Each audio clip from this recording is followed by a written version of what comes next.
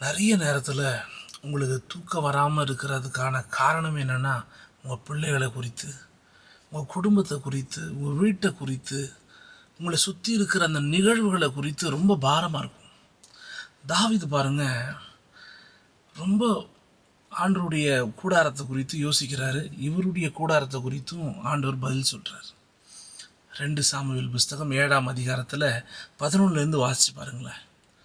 நம்முடைய வாழ்க்கையில் நிறைய நேரத்தில் உங்கள் பிள்ளைகளை குறித்து, உங்கள் குடும்பத்தை குறித்து உங்களுக்கு இருக்கிற அந்த வலி வேதனையை ஒரே நிமிஷத்தினால ஆண்டவரால் மாற்ற முடியும். அதுக்கு நீங்கள் செய்ய வேண்டியதெல்லாம் ஒரு முக்கியமான காரியம் ஒன்று இருக்குங்க. என்றைக்குமே தாவீதுக்கு அப்புறமா கூட ஆண்டவர் அந்த ராஜ்யத்தை நிலைக்க பண்ணார்.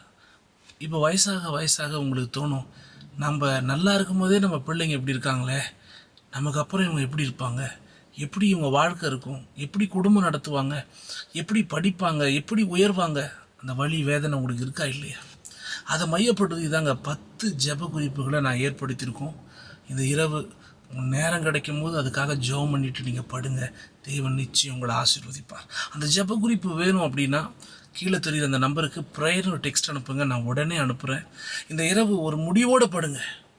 அப்போ என் வீடு, என் குடும்பம், எங்கள் பிள்ளைகளுடைய எதிர்காலம் நிலைத்திருக்கணும் ஆண்டவரே. தாவீதுக்கு அப்படிப்பட்ட அற்புதத்தை செஞ்சீங்கப்பா, என் பிள்ளைகளுக்கு செய்யுங்க, என் குடும்பத்துக்கு செய்யுங்க. நான் என்ன ஆண்டவரே பண்ணணும்? இதை மையப்படுத்தி நம்ம ஜெபிக்கும்போது தயவுசெய்து நீங்கள் கவலையை விடுங்க. ஆண்டவர் உங்கள் குடும்பத்தை டேக் ஓவர் பண்ணுவார். அவர் பார்த்துப்பார். அவர் உங்கள் குடும்பத்தை பார்த்துக்கிட்டாருன்னா அவரை மாதிரி யாருங்க உங்கள் குடும்பத்தை பார்த்துக்க முடியும்? அதனால் தயவுசெய்து நீங்கள் இந்த நம்பருக்கு கால் பண்ணுங்கள், இல்லைனா வாட்ஸ்அப் பண்ணுங்கள். முதல்ல கால் பண்ண வேணாம், வாட்ஸ்அப் பண்ணுங்கள், நான் உங்களுக்கு உடனே அனுப்புகிறேன். தேவன் நிச்சயம் உங்களை ஆசீர்வதிப்பார். ஏமேன்.